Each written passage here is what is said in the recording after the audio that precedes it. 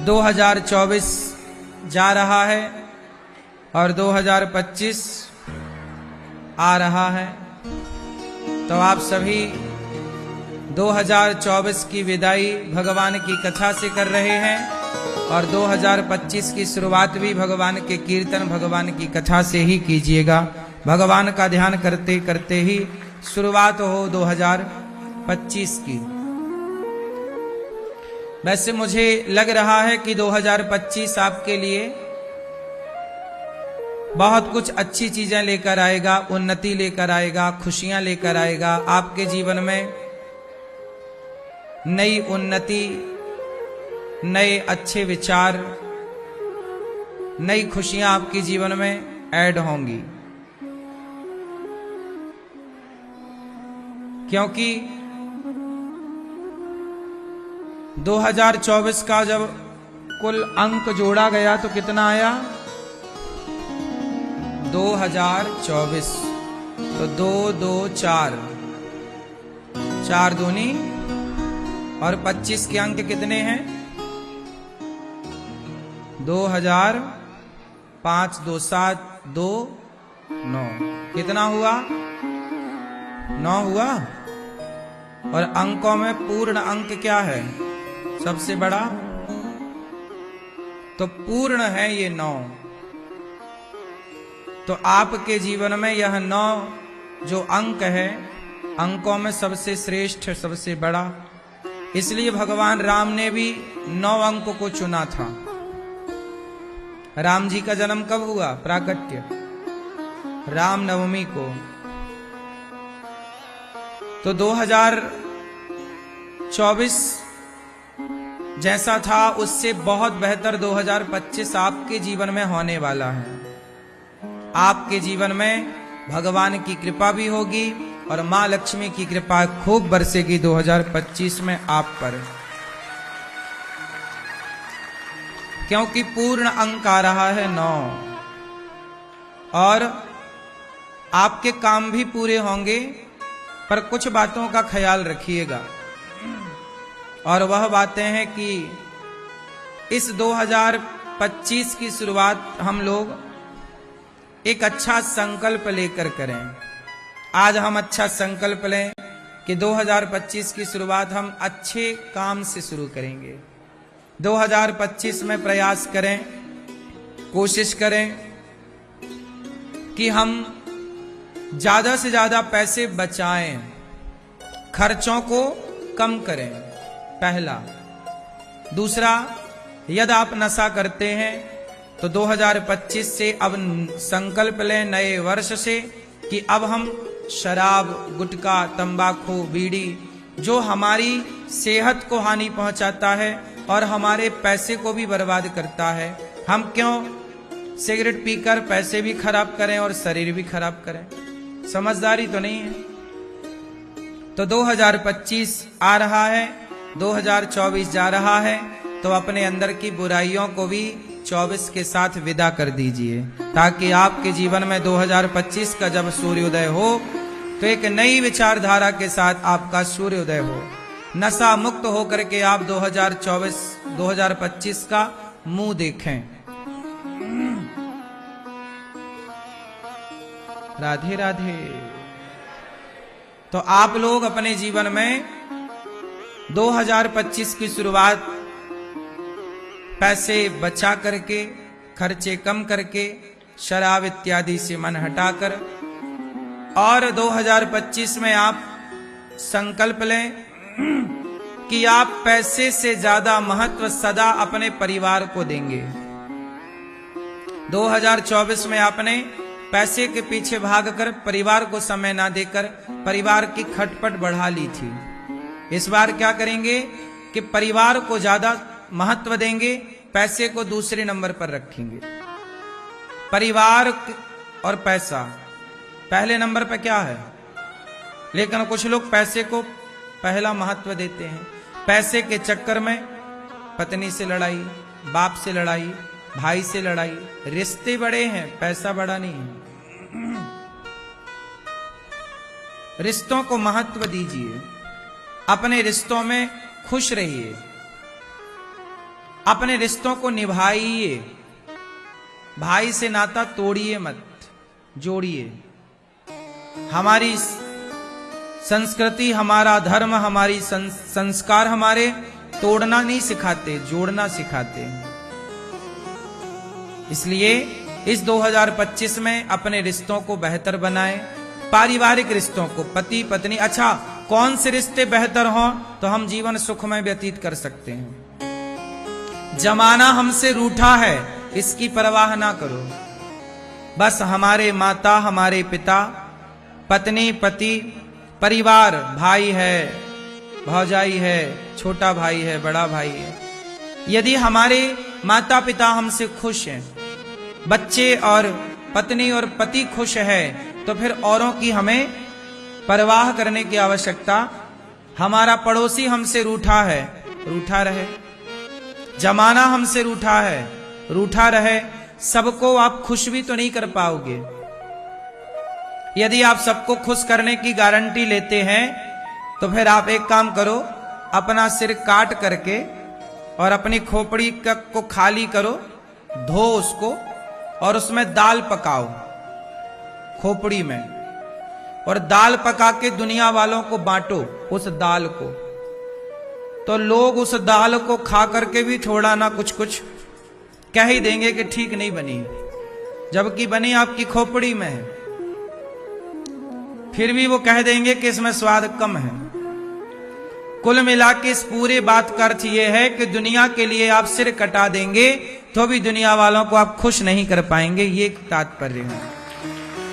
इसलिए दुनिया को प्रसन्न करना ही नहीं है। मां को प्रसन्न रखो, पिता को प्रसन्न रखो, अपनी पत्नी को प्रसन्न रखो, अपने पति को प्रसन्न रखो, और अपने बच्चों को बहुत अच्छे संस्कार देकर बच्चों के संग खेलो, बच्चों के संग हंसो, बच्चों के संग मुस्कुराओ, बच्चों के साथ बैठो। बच्चे आपके दोस्त की तरह आपसे व्यवहार करें। यदि आप ऐसे व्यक्ति हैं, यदि आप अपने माँ बाप को प्रसन्न रख पाए, आप अपनी पत्नी और अपने बच्चों को खुश रख पाए, बच्चों को अच्छे संस्कार दे पाए, तो आप सफल व्यक्ति बन जाएंगे। आप सब, यही आपकी सफलता है। और आपके बच्चे बिगड़ गए तो आप असफल हैं। पैसा कितना भी कमाओ, फिर आपकी पत्नी आपसे रूठ गई, आप असफल हैं। आपसे पति रूठ गया, आप असफल हैं। आपकी मां आपसे परेशान है, आप असफल हैं। आपका बाप आपसे परेशान है, आप असफल व्यक्ति हैं। जमाना हमें क्या कहता है, क्या परवाह है। जमाने के चक्कर में ना पड़ो, ज्यादा दोस्त भी ना बनाओ। बचपन का कोई एक आध दोस्त हो, एक दो चार दोस्त हो जो बढ़िया हो, समर्पित हो, वो दोस्त बढ़िया है। ज्यादा दोस्ती के चक्कर में भी ना पड़ो, क्योंकि आजकल दोस्ती ही तो तुम्हें शराबी बना चुकी है। महाराज जी, हम पीते नहीं थे, यार दोस्तों के चक्कर में पीने लग गए। तो ये कैसे दोस्त हैं तुम्हें, जिन्होंने तुम्हें शराबी बना दिया? ये कैसे दोस्त हैं जिन्होंने तुम्हें गांजा पीना सिखा दिया? ये कैसे दोस्त हैं जिन्होंने तुम्हें चरस अफीम का नशेड़ी बना दिया? ये दोस्त नहीं है, ये आपके दुश्मन हैं। गलती मत कर लेना, दुश्मन को दुश्मन ही समझना, कभी दोस्त ना समझ लेना। नीम पर शहद का आप छिड़काव करते रहो, उसकी जड़ में आप शहद में पानी मिलाकर मीठा पानी डालो नीम की जड़ में, लेकिन जब भी नीम का पत्ता आप चखोगे तो कैसा रहेगा? वो शहद लगाने से भी मीठा, शहद की सिंचाई करने से भी मीठा। इसलिए उसे कड़वे के रूप में ही स्वीकार करो, उसे मीठा बनाने की गलती ना करो, वो तुमसे नहीं होगा। उसी तरह दुश्मन को दुश्मन की तरह ही देखो, दोस्त को दोस्त की तरह ही देखो। जो आपको, अब दुश्मन कौन है आपके, मैं दुश्मनों की पहचान बता दूं। हल्के में मत लेना इन बातों को। कहते हैं कि दुश्मन और रोग, पुरानी कहावत है कि दुश्मन को और रोग को, रोग मतलब बीमारियां, इन्हें कभी हल्के में नहीं लेना चाहिए। कोई बीमारी है तो तुरंत डॉक्टर को दिखाओ।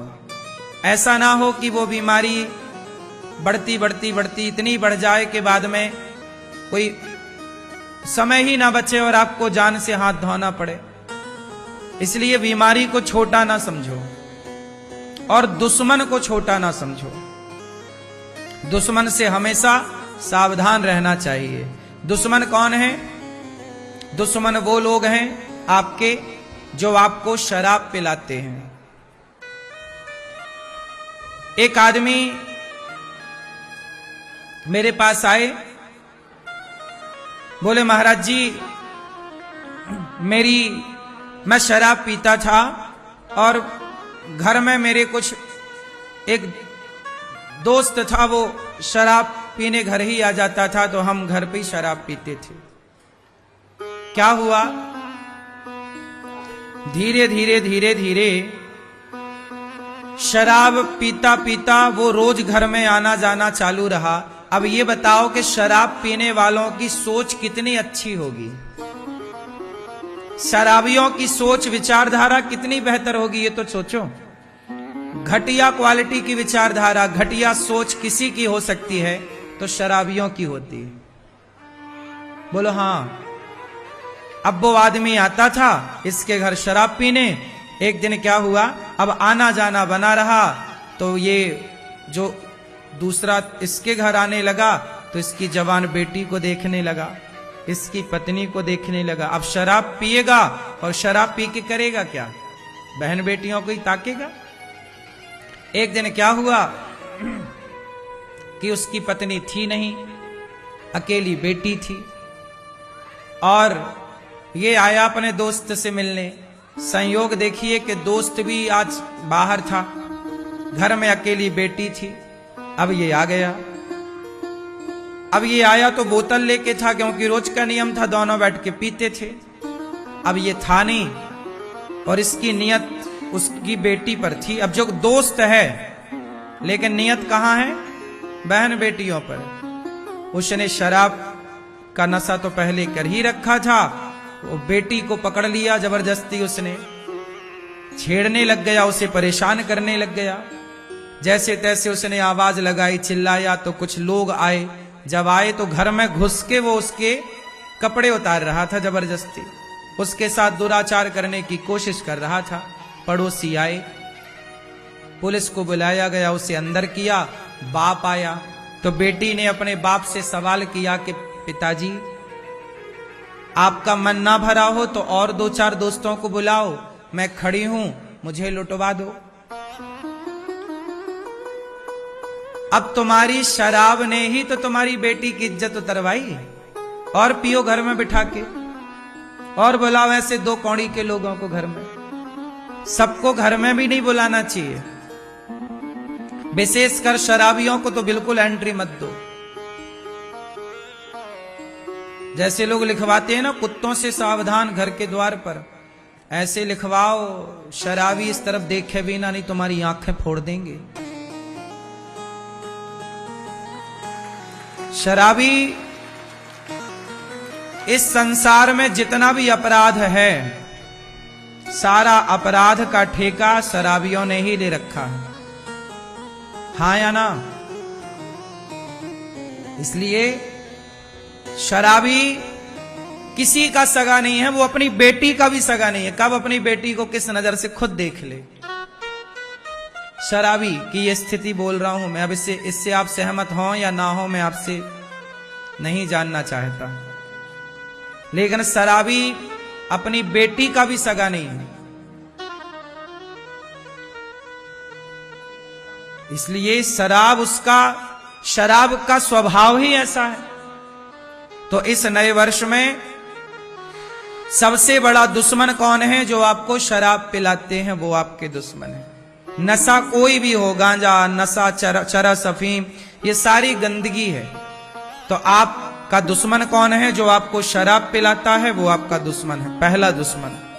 दूसरा दुश्मन, जो आपके मनोबल को तोड़ता हो। जैसे आपने कहा यार मैं बिजनेस कर लूं, तो आपका कोई दोस्त था, अरे यार तेरे से नहीं हो पाएगा, तू नहीं कर पाएगा, जो आपसे ये कहते हैं कि तू नहीं कर पाएगा, ये आपके दुश्मन हैं। ये आपको आगे नहीं बढ़ने देना चाहते। जो व्यक्ति आपके भीतर ये भावना भरे कि आप नहीं कर पाओगे, और सुनो, जब सब लोग ये कहते हैं ना तुम नहीं कर पाओगे, तो सचमुच आप नहीं कर पाते। और जब आपको प्रोत्साहन मिलता है कि यार तुम करो, कोशिश कर पाओगे, कर पाओगे, तो कर पाओगे, तो सब हो जाएगा। एक पीछे से सपोर्ट करने वाला कोई हो, ये कहने वाला कि तू कर, मैं हूं। हमें इन लोगों की जरूरत है जो ये कहें कि तुम करो, हम तुम्हारे। हमें उन लोगों की बिल्कुल आवश्यकता नहीं है जो ये कहें कि ये काम तुमसे नहीं होगा। काहे नहीं होगा? कौन सा काम है जो हमसे नहीं हो सकता बताओ? कौन सा काम है जो हम नहीं कर सकते बताओ? चंद्रमा तक हम पहुंच गए और तुम बात कर रहे हो कि ये काम नहीं होगा। करने से क्या नहीं होता?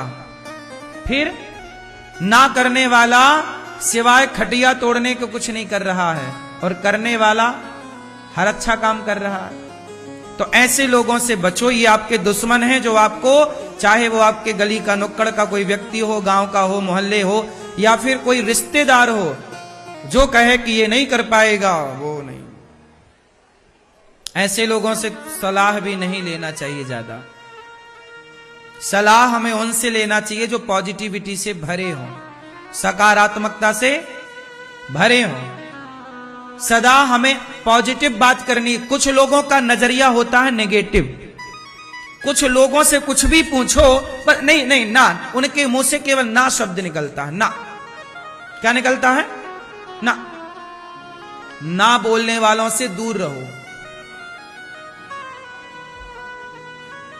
ये लोग आपके स्वास्थ्य के लिए ठीक नहीं, आपके जीवन के लिए अच्छे नहीं। हमेशा उनके साथ रहो जो आपको मोटिवेट करें कि तुम करो, तुमसे हो जाएगा। तुम बिजनेस करो, छोटे से करो, हो जाएगा। तुम में काबिलियत है, तुम में क्षमता है, कर लोगे तुम। यदि आपने इतने शब्द कह दिए किसी को, तो इतने शब्द से भी वो बहुत आगे चला जाएगा कि यार तुम में क्षमता है, तुम कर पाओगे।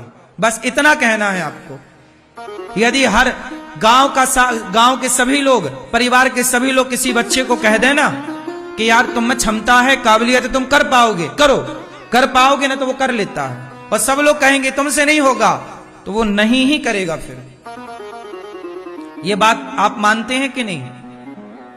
बोलो हां या ना। तो सबसे बड़े दुश्मन वो हैं जो ना बोलते हैं। ठीक है। तीसरे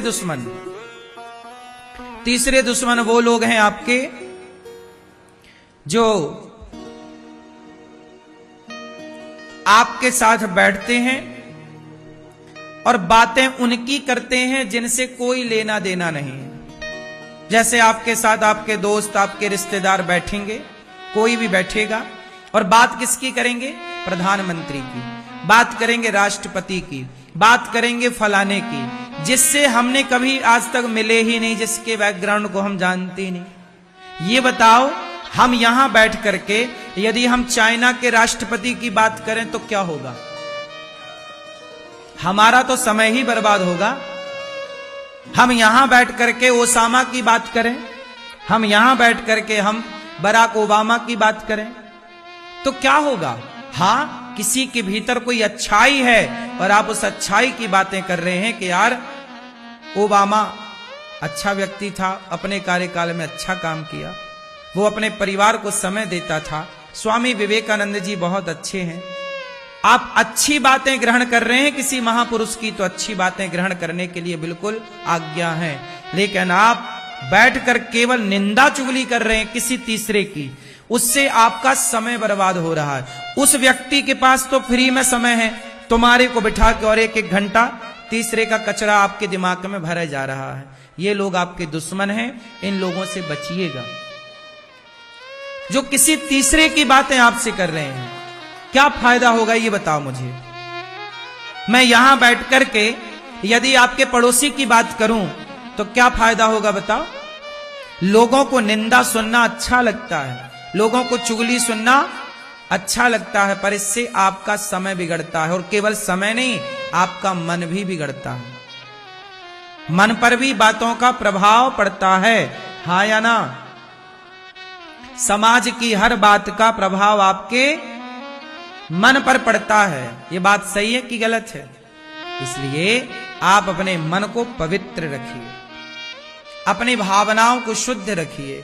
शुद्ध कब होंगी? जब अच्छे लोगों के संग बैठना उठना। इसलिए कहता हूं, अच्छे दोस्त बनाओ। कोई दोस्त ना मिले, कोई जरूरत नहीं है दोस्त की। आपकी माँ आपकी दोस्त है, आपका बाप आपका दोस्त है, आपकी पत्नी आपके दोस्त है, आपका बेटा, आपका पति आपका दोस्त है। और कथा सुनो, सत्संग सुनो, साधु संत आपके दोस्त हैं, जो आपको सही गाइड करते हैं, सही मार्ग दिखाते हैं। संत आपके दोस्त हैं। संतों से दोस्ती कर लो ना। संत के पास बैठोगे, बढ़िया बात मिल जाएगी, जीवन की नई दिशा मिल जाएगी। गलत लोगों के पास बैठोगे, आपके दिमाग में गंदगी ही गंदगी भरेगी। इसलिए, और सबसे बड़ा दुश्मन अब आप बताओ कौन है? मैंने इतने दुश्मन आपके बताए कि ये सारे लोग आपके कौन हैं? बोलो। दुश्मन। एक दुश्मन और है, वो आप बताओ कि कौन है? कौन है वो सबसे बड़ा दुश्मन? हैं? हैं? मोबाइल। ठीक कह रहे हो, मोबाइल भी दुश्मन है। अब मोबाइल पे तुम गंदी चीजें देखोगे तो दुश्मन ही है, दिन भर रील देखोगे तो दुश्मन ही है, समय बर्बाद करोगे तो दुश्मन ही है। ठीक है, जरूरत से ज्यादा तो यदि मोबाइल का इस्तेमाल है तो वो दुश्मन ही है, लेकिन मोबाइल अच्छा भी है यदि उसका उपयोग किया जाए ठीक ठीक से, तो मोबाइल अच्छा भी है। समझदार लोग मोबाइल से पैसे भी कमा रहे हैं,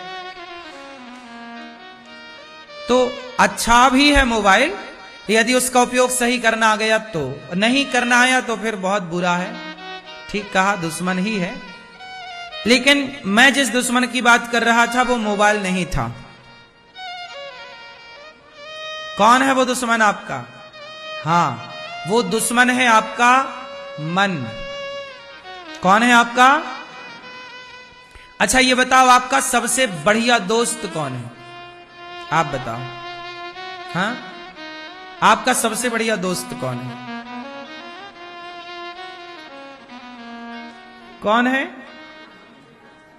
हाँ, आपका सबसे बढ़िया दोस्त है आपका मन, और आपका दुश्मन सबसे बढ़िया है आपका मन। मन दोस्त भी है और मन दुश्मन भी। कैसे? जैसे चाबी एक है, चाबी को हमने आगे की तरफ घुमाया, ताला बंद, वापस घुमाया, ताला खोल। वही चाबी ताला बंद करती है, वही चाबी ताला। उसी तरह यदि ये मन संसार में लगा, पराई औरत में लग गया, पराई पुरुष में लग गया, पराई धन में लग गया, तो मन आपका दुश्मन है। रावण का मन सीता मां में लग गया, तो रावण का मन ही तो रावण का दुश्मन बन गया और नाश करा दिया। यदि ये मन तुम्हारा गलत जगह लगा तो मन तुम्हारा दुश्मन है, इसी ने तो तुम्हारा नाश करा दिया। आज जितने लोग जेल में हैं, क्यों जेल में हैं? मन की वजह से। मन में आया कि चलो इसका बलात्कार करते हैं, कर लिया, मन में ही तो आया। मन आया, मन में आया चलो चोरी कर लेते हैं, एक बार में खूब पैसे आ जाएंगे, मन में आया और मन की बात मान के चोरी करने गए, पकड़ गए, जेल की सलाखें। कौन था जिम्मेदार? बोलो। मन।